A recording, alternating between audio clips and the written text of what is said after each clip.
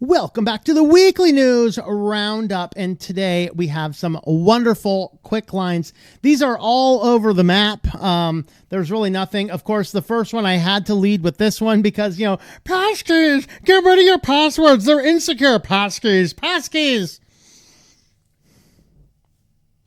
Google's synchronized passkeys can be stolen thanks to the Passkey hack.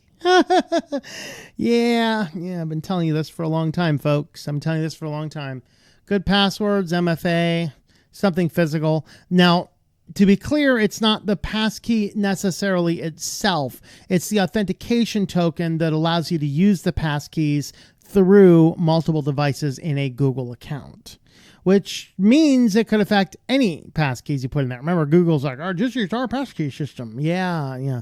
That can lead you to get hacked because you know how they can steal those session token cookies? Yeah, they can do the same thing to their passkey system and simply add their own passkey to your accounts. Isn't that great? Because you're authenticated into Google after they steal your stuff. So yeah, passkeys are not nearly as perfect as they've all been touting them out. So passkeys were supposed to make stolen passwords a thing of the past. No password to phish, no secret to reuse, no string of characters sitting in a database waiting to be leaked. But what happens when malware steals the master key? Yep, that just happened. So researchers found a way for malware to hijack the passkey protected accounts through Google Password Manager, highlighting an important exception. Passkeys can be very secure, but the software surrounding them still has weaknesses. So with passkeys here, many services relying on them simply trust the passkey, and in some cases trust a single user verified without a PIN. So I have my passkeys on my only key, which requires a PIN to use them. Of course, if they're tied into like a Microsoft account, it typically requires you use your PIN or your Windows Hello to activate your passkey. So we need to make sure if you are using passkeys, make sure people are asking for those PINs as well. So researchers started with malware-infected Windows computer, came up with 3 possible attack scenarios to steal Google's synchronized passkeys. Google Password Manager can synchronize passkeys between devices, which is convenient, so you don't want to register a new passkey every time you buy a new computer, but it also opens them up to abuse. So these are from bad to worse. The lowest level is Passkey. So malware on the victim's computer silently asks Chrome and Google's cloud to create a valid passkey login, no biometric or PIN needed. Wonderful. Silver Passkey. Malware abuses device re-enrolling to register its own user verification key, then logs in as the victim from the attacker's machine without touching the victim's device. Yikes. And then the golden passkey. Malware extracts Google's security secret, domain secret, the master encryption key, decrypts all synced passwords, and can reuse them anywhere, even after losing access to the original device. So yes, they can actually steal your keys now. How wonderful. How to stay safe. They urge users to stop blindly trusting user verification flag and to properly validate the real user verified event occurred before granting access. Google in turn is encouraged to harden device registration recovery and verify that new devices and keys are backed up by genuine hardware rather than accepting them at face value. You know what this means, don't you? More ID verification. Oh, yes, we're going to strengthen this by adding another way. You have to show your government ID and provide a phone number now. Ooh, wonderful. Passkeys itself are good when implemented correctly. The problem is they're not implemented correctly in our world. Most of the people don't even know what they are or how they work. You're confusing a lot of people. The implementation is not sound, and most people don't realize that passkey is tied to that device. If that device breaks, you cannot gain access to your accounts. We have to account for this nonsense. So, passkeys, well, that was a good idea. What's next, folks? Tell us about the next bulletproof idea so hackers can poke a hole through it. Still staying on Google here, they plan to exempt sanctioned nations from Android developer verification. So this is, of course, tied to the upcoming Android verification. Actually, that friend that just messaged me on Matrix there is actually pointed out that there was an app. Let me find his message to me again. He actually said there that the Android developer verified, there was an app for that. I didn't get a chance to look into that. He said he downloaded a copy. I'll have to ask for details later. But this deals with that upcoming rollout of developer verification, where every developer, in order to install an app on a standard stock Google device, whether that's Google or Samsung or whatever else, the developer has to have verified their identity through Google, which, or verified the identity of the stolen credentials, whatever. But the question came up, what about sanctioned countries? Well, sanctioned countries, developers and sanctioned companies cannot validate their IDs with Google. Say, ooh, that's good news. And here's the bad news is that their devices also can't install anything that's verified. So the devices in sanctioned, actually, no, hold on, take that back. They cannot, they will not be blocked from installing apps, but developers cannot get their apps into the global app store. So if you're a developer in Russia, China, Iran, any other sanctioned nation, then what happens is you cannot be in the developer program, which means you cannot distribute your apps through any of the major Play stores using that particular, using the ID verification. On the good news is you can still freely develop your app within all of the sanctioned nations. So, you can spread your malware all over far, deep, and wide through all of those sanctioned nations. You don't have to verify who you are. Okay, that's good for them. But that's kind of the challenge that we see here. So I think I pretty much covered the whole article. I don't think I really need to go into any more detail. So developers want to keep releasing software, even if it's not in the Play Store, would have to provide Google their ID and pay a fee. Of course, if you're in the sanctioned countries, you cannot do that. They're calling the Meta glasses now pervert glasses. How wonderful, because of course people are doing weird, crazy things with them. I mean, who would have thought if you put glasses on capable of recording that people would do crazy, perverted things in public with them? I mean, come on, guys. Do we need to go back and reread Walden again? Any of us? Thoreau said in that book, and it's a tremendous quote, one of the best quotes ever written in American literature, our improved technology gives us an improved means to our own deteriorating ends. Of course, we have deteriorating ends because we are at root sinners in need of a savior. But with this over here, this is just an influencer who is a bicycle racist, and he basically said he did a video using the Meta smart glasses, aka pervert glasses, and he ended up losing a lot of followers over it. So people are getting really mad at content creators using these glasses. So after posting footage on social media, comments student rolled in real shock. Perv one read, out here pushing creep glasses, said another. His mistake, documenting the moment on Meta's spy glasses. There are widespread fears about the glasses being used to film people, especially women, without their consent, and they result in footage being posted on social media. So content creators, no matter how they are used, have faced a flood of negative comments for deploying them. So Hussoon says that while some of the comments left on his videos were savage, he's in full support of their message. It's definitely caught me off guard. It was a real and ignorant move. So he called the term pervert glasses a defense mechanism to dissuade people from using them. If everybody gets around that they are these glasses, which evidently they have, then it's a really easy way of limiting sales and the usage of them. People do not need any more of their privacy stripped away, and I'm in full support of that. So there you go. It's intended as a simple way of capturing the human point of view in my morning routine. But basically, there's a lot of issues with these glasses. UK might actually ban them, but out in Australia, the Kmart, which still exists in Australia, actually sold out of the knockoff versions of them. So make of that what one will. Good news is that the California Drop Act is in full swing.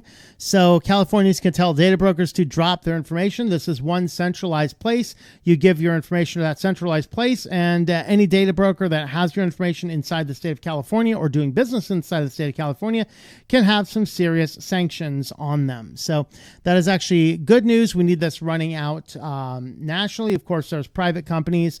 I feel a little weird, like, here, private company, here's all of my information. Make sure it's not on the internet. I just don't know if I have that level of trust yet. Maybe I have trust issues or something. I don't know. But California launched the delete request and opt-out platform, Drop, a state-run portal that lets residents send deletion and opt-out requests to all registered data brokers at one place. This is exactly what we need on a national level. The data is often gathered without explicit consent, raising concerns about privacy and transparency. Basically, you have to prove who you are.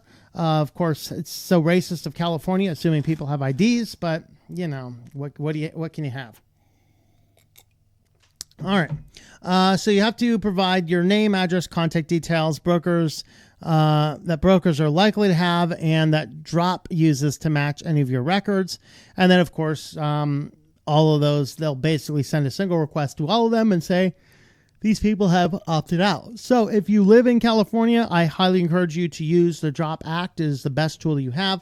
There are some other states that are kind of working on this. Maybe all the rest of our states, we need to add something like this or get enough of us that the federal government says, maybe we need something like this. I don't know. So there's, of course, other ways to hide yourself from data brokers. Apple WebKit has vulnerabilities that reveal your real IP address despite private relay. So if you've been using private relay trying to hide your IP address, it turns out that no matter what you do, your IP address is leaking anyway. So 3 specific mechanisms have been discovered to bypass Apple's iCloud private relays, including Tor. So if you're using Tor over there on Apple thinking you're going to hide your IP address, you're sadly mistaken. All right, so Private Relay is a VPN-like system for Safari on iOS, which is meant to provide websites from viewing the visitor's IP address and location. Apple's iCloud Private Relay never sees them. As a result, this means they can't hide your IP address. So how do these work? Number one is DNS prefetching. So this is in order to load the web pages better, make the internet look like it's working better. Not work better, but just make it look like it's working better. Is when you load a web page, it's going to do a DNS check of every single link on that web page. And so you land on a page, there's a bunch of links to it. Your browser goes out and does a DNS prefetch. It basically prefetches all that information. That DNS prefetch goes outside of the web proxy that Apple has set up. As a result, all of the websites still see your real address by simply landing on a page that has linked to it. Huge problem. WebAuth and Passkeys. Well, that's terrifying in light of what we just saw. So they found on Apple platforms, the fetch is performed outside the usual WebKit page load path, which means it's not sent through Safari proxy or private relay. So a site using Passkeys can cause your device to contact it directly. Can't hide from those Passkey sites. And then a web transport and related technologies. So web transport is a newer API giving websites a way to open low latency bidirectional connections to a server. In the scenarios the researchers tested, web transport connections were also outside. I believe this is the protocol Facebook used to get around Apple's privacy tools. I think this is exactly what Facebook did. They did this, which goes outside of the browser, so it was basically turned invisible. So if you are using the private relay on iOS, it is not nearly as private. Malwarebytes, and the best inclusion of sponsored property, not for me, but for them. They say Malwarebytes VPN is not affected since it tunnels devices' entire network traffic at the system level. This actually should apply to any VPN on your device.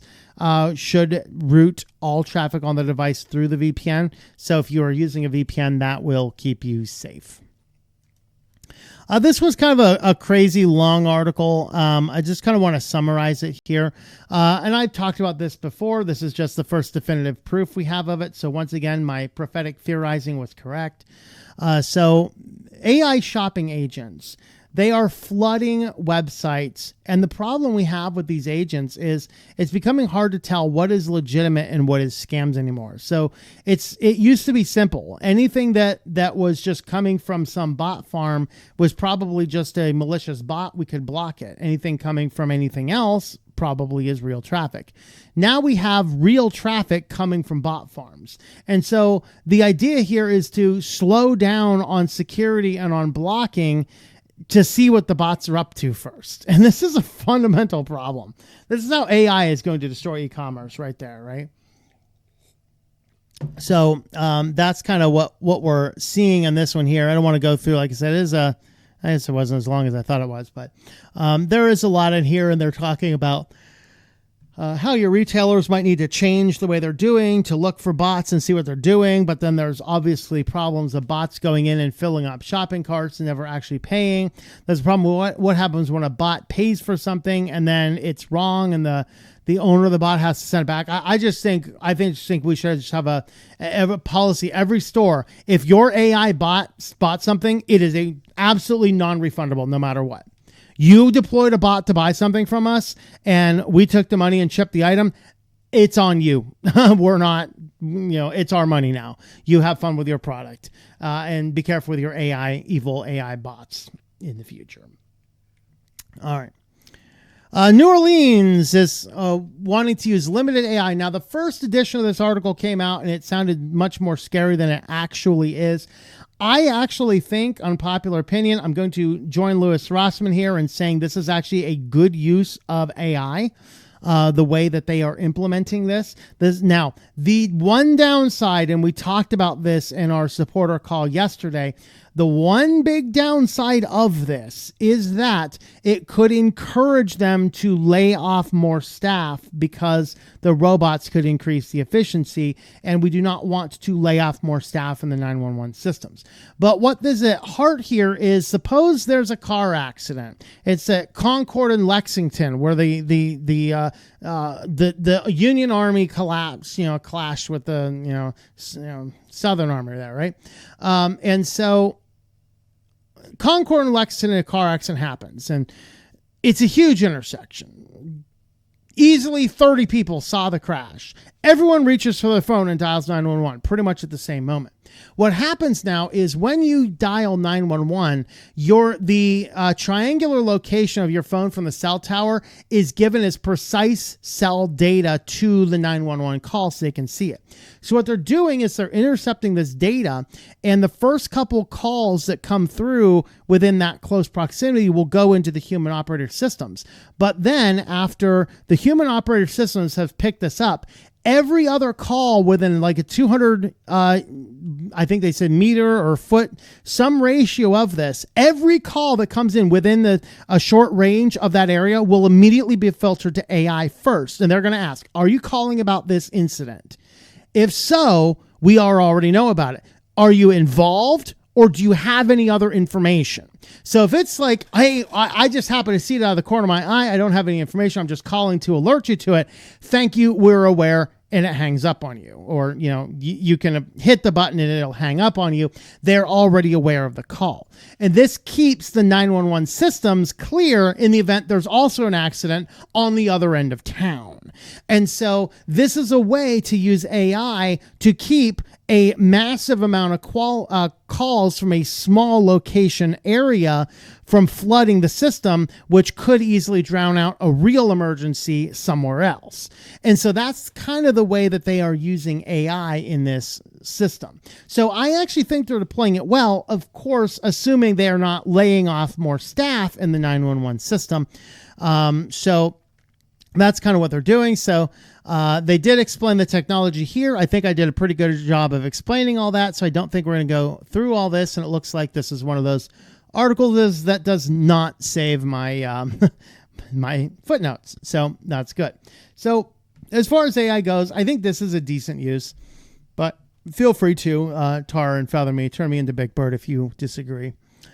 Anyway, should you still buy your next smartphone? Don't worry, guys. I mean, it's nearing the end of 2026. We only have 3 years before we will own nothing and be completely happy. We got to get in on this mix here.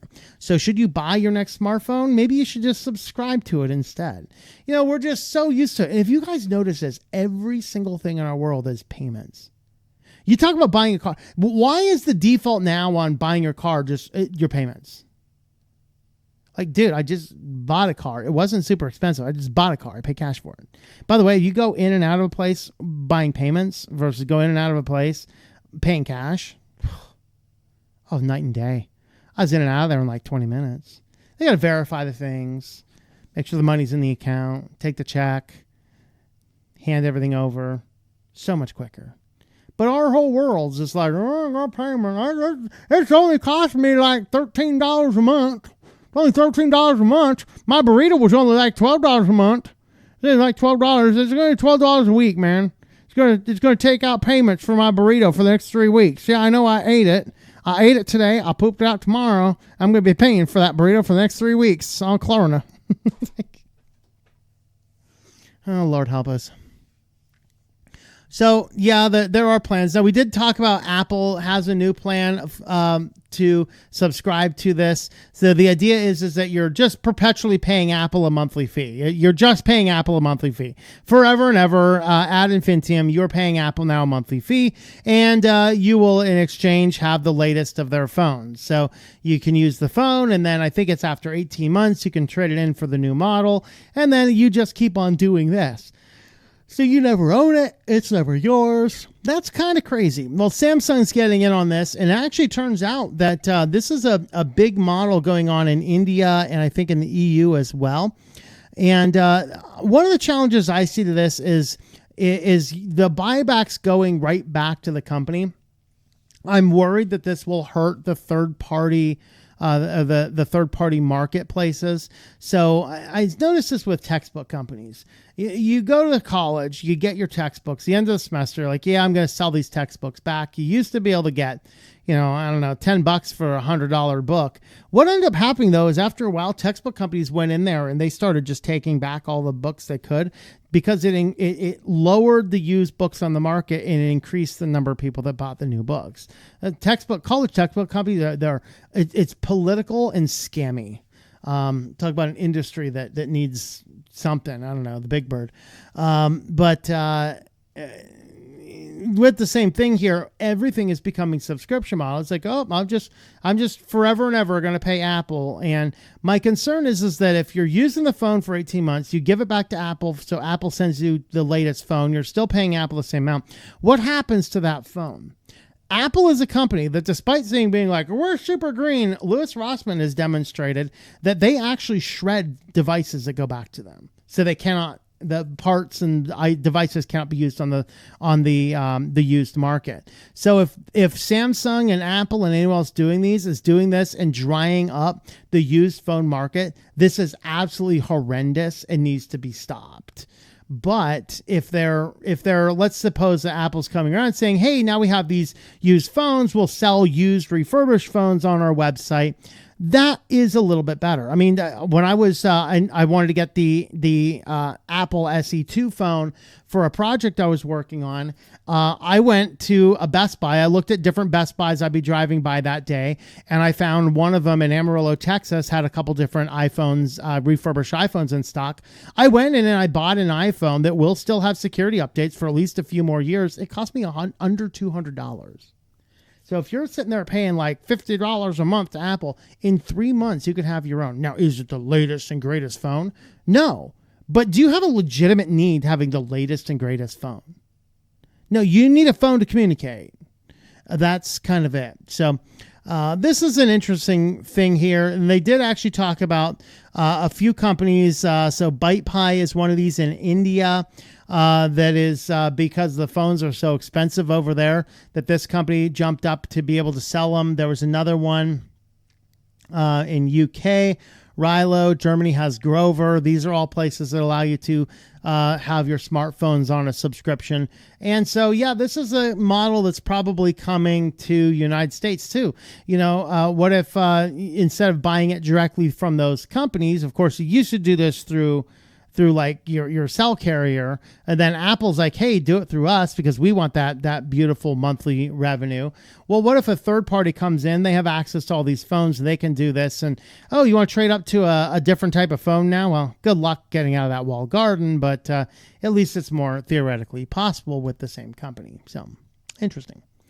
And Uber is building an autonomous vehicle empire. I think that a long time ago, Lyft was a little bit more vocal about this with Uber. still in there a little bit. They were really pushing the don't own a car propaganda because it's too expensive. Now what Uber has done is they've gotten people so addicted to using their app. People are like, Uber, let's Uber here, let's Uber there. But now they're building a massive network of self-driving autonomous vehicles. So what are they going to do? Now that they've steered everybody into the gig economy, they're steering the gig economy, dropping them all right off of the unemployment line as they start pushing out more and more autonomous vehicles, because Uber can charge the same amount of money and keep much more of that golden revenue for themselves. And if they don't have to pay that lowly peon driving the car, they're going to make a whole lot more money. And then here's the fun part of it. The robot will probably still ask for a tip. If I hear of people providing a tip to a robotaxi and Uber, I might just lose my mind. It'll be gone. It's going to turn into mush. It's going to turn into pancakes. I'm going to sit in the little black corner over here. I'm going to put myself in the fetal position. I'm going to rock back and forth and sing something about a dreidel made of clay. Okay. And so the reality here is, they've gotten us so used to it. I saw that on a gas pump not too long ago. I forget where I was. I was driving around a gas pump, all autonomous. You go in there, I put in the credit card, take out the credit card, pump the gas myself. The machine asked for a tip. Whom am I tipping? Am I tipping the company for selling me overpriced gas? Whom am I tipping?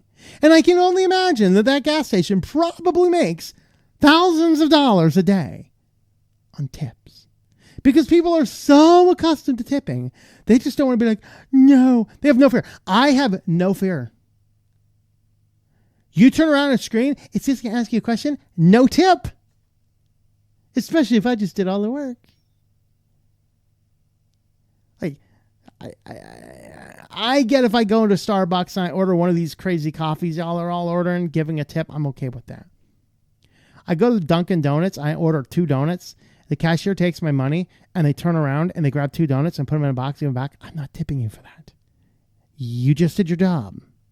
I'm not tipping you for that. Okay. I'm going to diverge into a tipping culture is out of control here if I don't move on. So let's go ahead and move on. YouTube is now requiring the creators to have twice as many watch hours to start earning money. Now, anybody already in the partner program will remain in the partner program, with the caveat that your shorts, fortunately I don't monetize shorts, but your shorts, you actually have to maintain your short view count. If you fall under the threshold on shorts, you will not get paid. If you're in the partnership program at any point in time and you get into it for long form videos, you will not lose your monetization status if you fall back under the threshold on that front. But as far as it goes with your short content, you will. Now, we're noticing a lot of revenue drying up, and I'm actually noticing it myself. I have had record lows. I have not seen revenue so low on my channel in 10 years. Because I got in, and I want to say I got into the partner program, I think 6 months after starting my YouTube channel. Of course, back then it was super simple to get into it. And I think the first couple months I saw revenues under $100. But then after that, it went up pretty good. I have never seen revenue so low than we're seeing right now. It's really weird. Now, a good part of it is that I was off for 2 weeks in the last 30-day cycle. So yes, I do have a lot fewer videos over there as well. So I have to factor that in as well. But I think a lot of it is a lot of these AI slop channels are taking up a lot of viewer eyeballs, and that is really drying it up. This is why those AI slop channels need to stop. No AI slop farm should be able to be monetized on YouTube. If you're using an entire AI model, you're able to push out 20 videos a day, you should not be able to join the monetization program. You are drying up money going to creators that work hard at doing this. But effectively what this means now is if you want to start earning, you'll need 8,000 qualified watch hours over the past year, That's for long form, or 20 million qualified shorts views in 90 days. Now that's up from 4,000 watch hours and 1,000 subscribers. It seems as though they dropped the subscriber minimum count.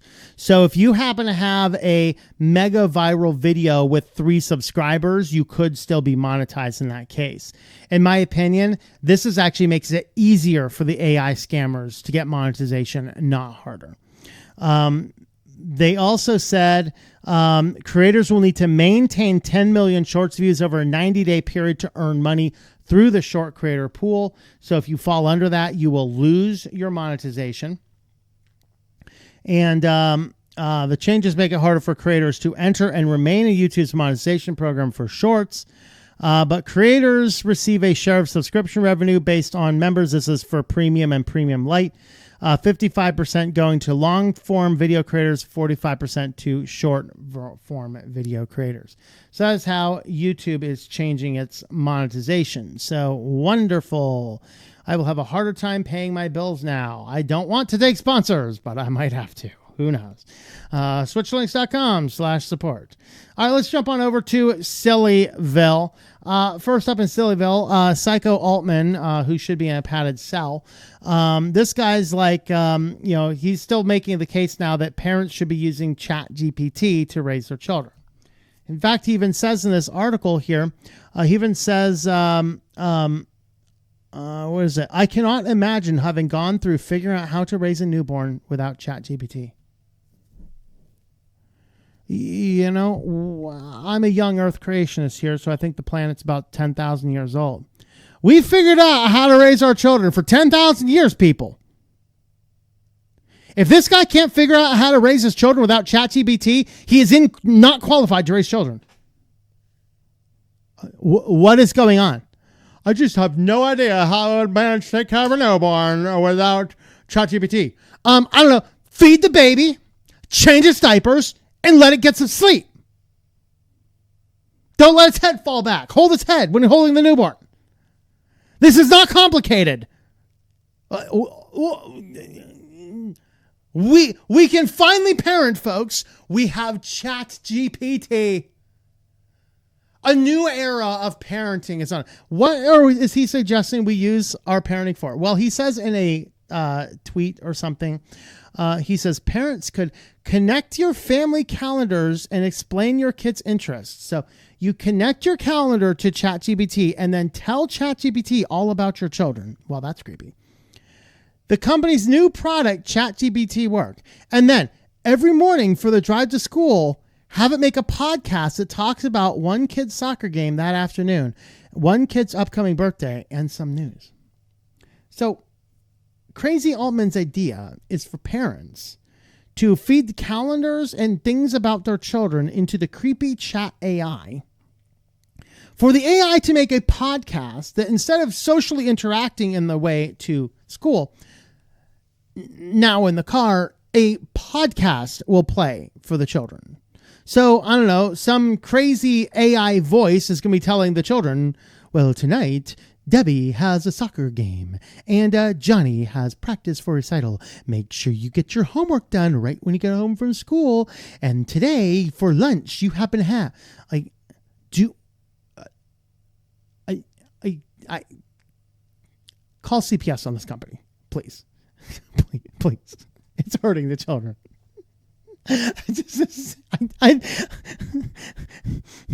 Gravity Falls, Alex Hirsch, creator of the animated series Gravity Falls, says, what if you just talk to your children? Yeah. I bet you know your children's interests just a little bit more than the ChatGPT does.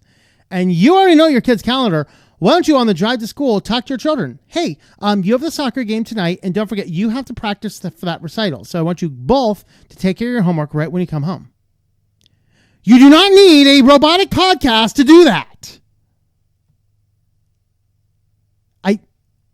I'm broken. The story is breaking me.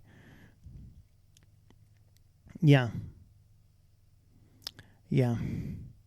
Oh yeah, Meta wants to test an AI-powered app that tells bedtime stories.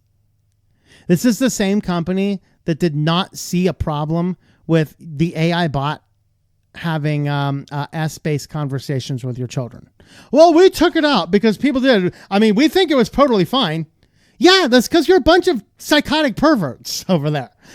And you're hackers too. Like you created a whole new building. You established a road. You could have called that road, your building is on anything, and you choose to call it One Hacker Way.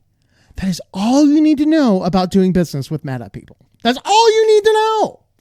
They chose to be hackers. Yeah.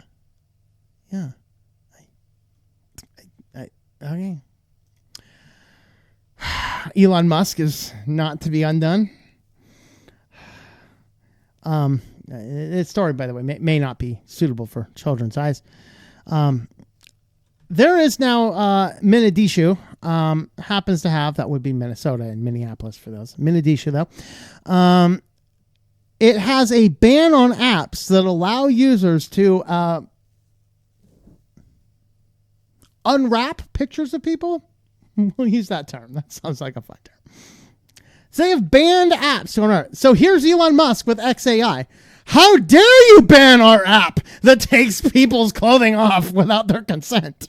And they're suing over this. Now, they had a 90-day window by which to appeal the law. They did not meet the 90-day window, and so now they're going ahead here and suing, and they're asking for an injunction. And the judge said, no, we're going to go ahead and let Mogadishu block the app. And that's the case. Now, Meta is still fighting it in case, but let's not forget this, people. Meta, Elon Musk, is fighting the state of Minnesota to allow an app that allows a user to input a photo to take their clothes off. I have a sneaky suspicion here that if you have consented permission to have a picture of somebody without their clothes on, they will consent and you can ask them to take their clothes off. And they say, no, that's kind of creepy. We don't have a need for this app. Now, do we? Yeah. Yeah, so X is fighting for their right to have an app that takes people's clothes off without consent. Oh, yeah. Okay. Royal Queensland Show now is showing a sheep herding dog. I don't know if there's audio on this or not. I will make sure there's not. Let's go ahead and show the video. Here is a robotic dog over here, and it's apparently, I've never seen my sheep herding dogs have a need to do that, but there you go. You got a sheep herding dog. I mean, does this thing have like twin mounted machine guns for when it sees the wolf coming into the field? I mean, that would be useful, right? Like, hey, wolf, get out of here. Fire a warning shot across his nose. Sorry, sir. Who is this guy? Fill in the lines. I said across the nose, not up it. But anyway, yeah. So if you can mount these guys with something to deter the animals, that'd be cooler. But anyway, oh dear, the dog is going for the child. Okay, never mind. And I don't know why a sheepdog needs to do that, but okay, it is. It'd be really cool if you had to change the oil of these things. It just kind of comes out like the dog's peeing. Would be funny. I know. There's robot sheep herding dogs. And in the Schmuckerberg's PR nightmare of the week, there was a whoa! I bumped my camera there. There was a vehicle a boat in distress out there on the coast, and they sent out a distress signal. The Coast Guard's like, "Hey, there's a boat in distress." Zuckerberg's yacht is there, and it stops, so it doesn't get any closer to the boat in distress. Ew. We are not messing with those little peons. We are Zuckerberg's mega yacht. The robot was not aboard, according to reports, and there is a small out that Zuckerberg has here, and that is that the Coast Guard did not send a vessel in distress signal. In a vessel in distress signal, both maritime and U.S. law requires the boats, all boats in the area, to go to a distress signal and help. It was not a distress signal per se. It was a general help signal. So I think like the engines were out. I didn't catch what was wrong with the ultimate boat, but the yacht, seeing it was coming on, slowed to a stop and hovered there so it didn't have to respond. And they said, well, a message came in on a different channel, and that message came in on a different channel. So by the time we heard it and we looked, somebody else was responding. The problem is every boat is supposed to be always monitoring that channel. This is a deliberate act of not helping people, because that's the way these people are. They think they are above everyone else. We are not helping. Oh, we are the Zuckerberg mega yacht. We are not getting our hands dirty with those peons. Let them struggle themselves. I see another tugboat is going to help. Let them help. There's even a supply boat that tracks us. This thing has its own satellite boat surrounding, like traveling with it, and even it's like, we ain't helping. Yeah. So social media scuttlebutt about Zuckerberg's $300 million super yacht failing to assist stranded boaters off the coast of Alaska was partly corroborated by ship's tracking data, eventually prompted response from both U.S. Coast Guard and a spokesman for the robot. So after the Coast Guard determined the vessel is not in distress, it issued a marine assistance request broadcast asking for volunteer help by nearby mariners. The Launchpad and its $30 million support ship, so the $300 million yacht has a $30 million satellite boat going with it, and even that's like, we're not helping. They can deal with themselves. All right. The Launchpad and its $30 million support ship Wingman were not legally obligated to assist. In this case, it may have represented a missed opportunity to do a little bit of good. Why would we want to help? We already control these peasants. We do not need to help them. We do not need their good image. We can kill people in the streets and nobody will care. Which is unfortunately probably true. Democrat Senator Sheldon Whitehouse of Rhode Island, himself a member of an elite sailing club, in a Facebook post criticized the lack of response from Zuckerberg's super yacht. Quote, vessels are supposed to monitor Channel 16 at all times for this exact purpose. Billionaires don't follow that rule either, I guess. Okay. So there you have your Sillyville edition. Thank you guys for watching. Let me know your thoughts in the comments down below.